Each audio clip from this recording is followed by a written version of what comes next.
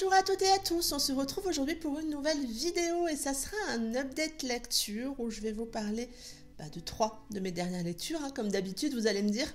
Et puis on commence tout de suite. On commence par Hot Blood de Angel Arekin que j'ai lu en lecture commune avec Shelby.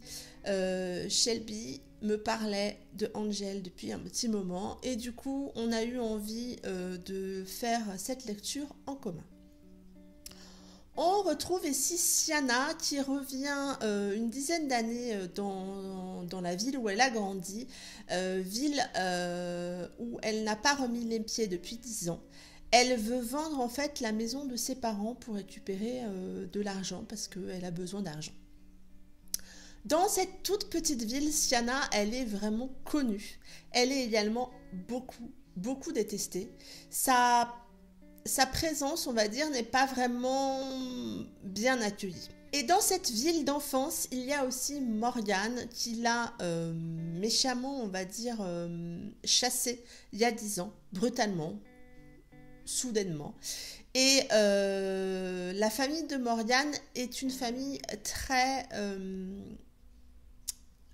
importante, on va dire ça, très importante dans la ville de Wild House City. Et ils ont aussi beaucoup d'influence.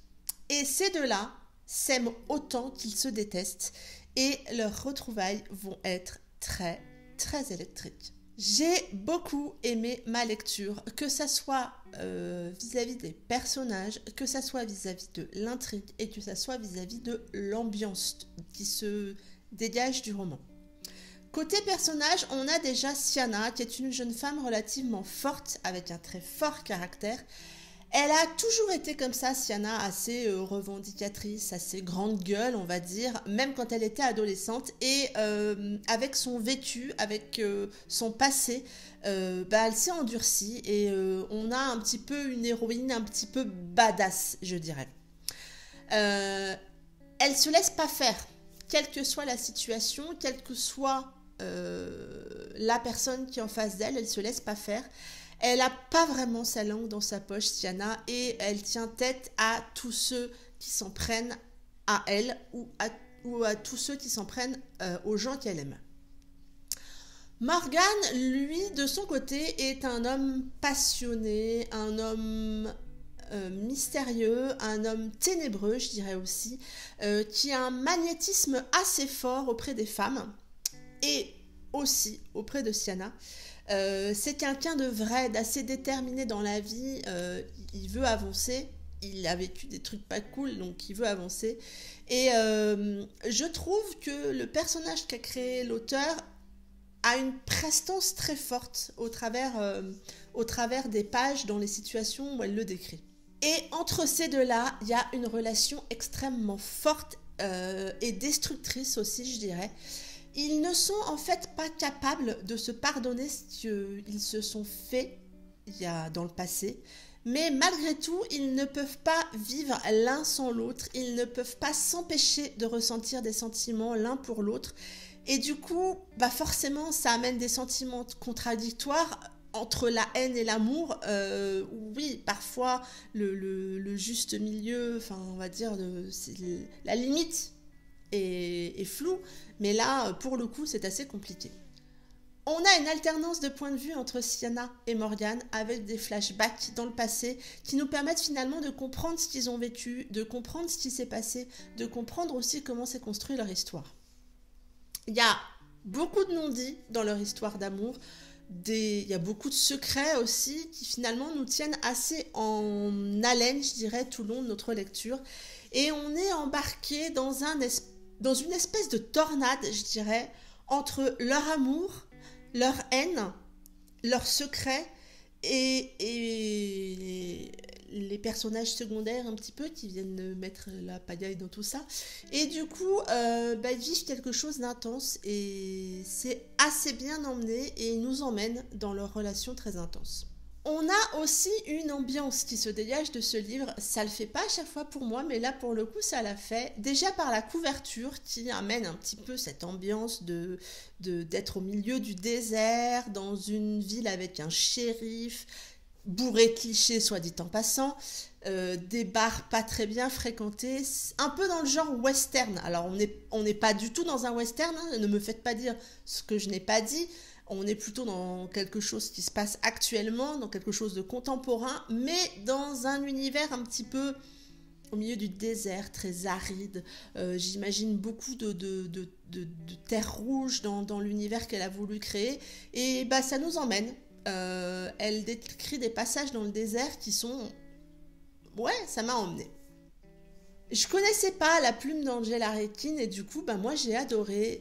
Elle m'a emmenée dans son univers. Je me suis vue au milieu du désert, comme je vous le disais, avec nos personnages. Elle amène une force dans les sentiments. Elle amène aussi une intrigue dans l'histoire et du coup, ben, forcément, on tourne les pages et on veut savoir. Bref, ça a été une très très bonne lecture qui m'a d'ailleurs envie d'acheter Hot Gun, qui est un petit peu un tome compagnon. Je lui ai mis la note de 17 sur 20 et je pense que c'est une auteure que je vais relire.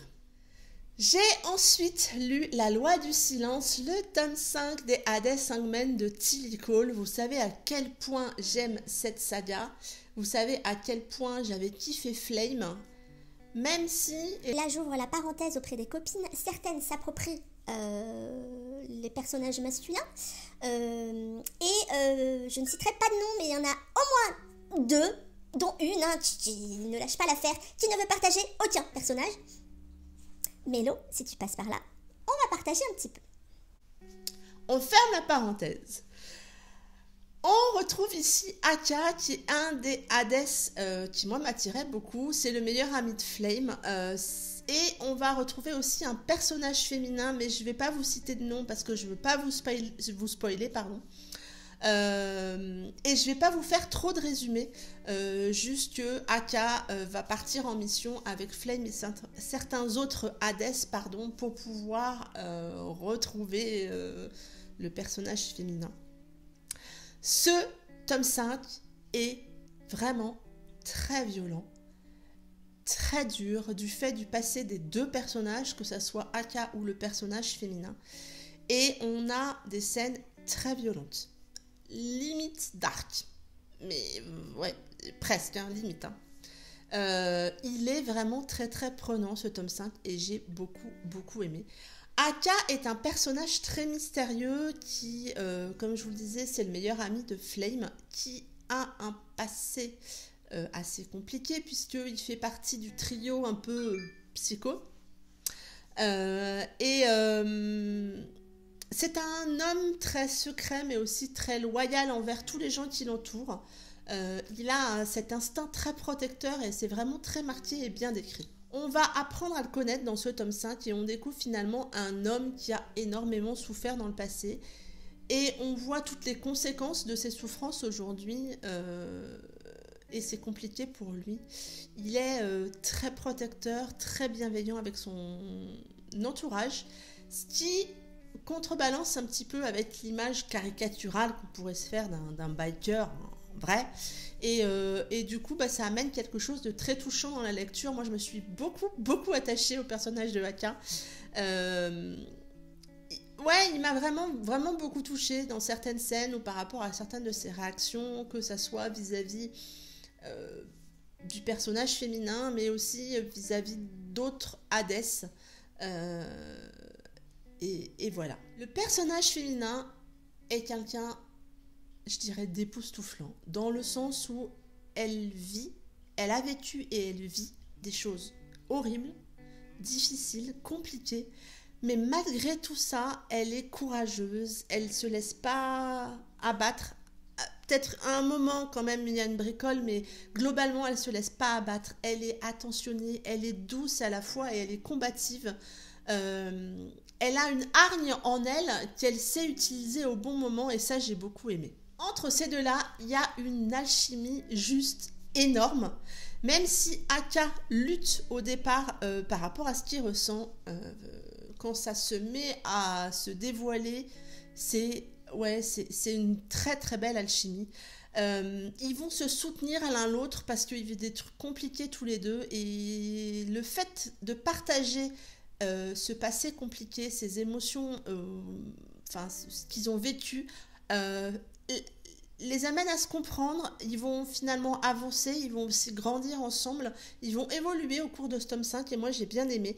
Voilà, malgré tout ça, malgré toutes les épreuves compliquées qu'ils ont vécues et qu'ils vivent, ils avancent et moi j'ai bien aimé.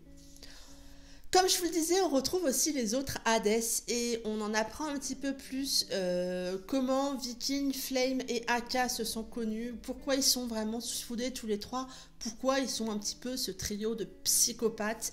Et j'ai adoré retrouver Flame dans ce tome 5. On le voit évoluer, notre Flame, et waouh, moi j'ai vraiment beaucoup aimé. Que ça soit dans sa relation avec Maddie, mais aussi dans sa relation avec Sandre, et c'est chouette. Franchement, c'est chouette. Comme je vous le disais au début, ce tome est puissant, il est très sombre, il amène des scènes où il y a beaucoup de violence. Malgré tout, j'ai un tout petit bémol par rapport à une réaction des Hades à un moment dans l'histoire.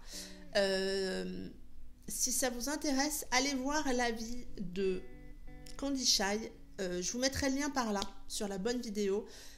Attention, elle spoil un petit peu le truc, elle le dit, elle le met en warning, mais c'est ce passage-là, moi aussi, qui m'a... C'est un petit bémol pour moi, je n'ai pas vraiment compris le choix de l'auteur à ce moment-là, qui va pour moi à l'encontre de l'image qu'elle a construite depuis le début avec les Hades. Ça m'a un petit peu interloqué. Alors, est-ce qu'elle va le réutiliser après? Je sais pas.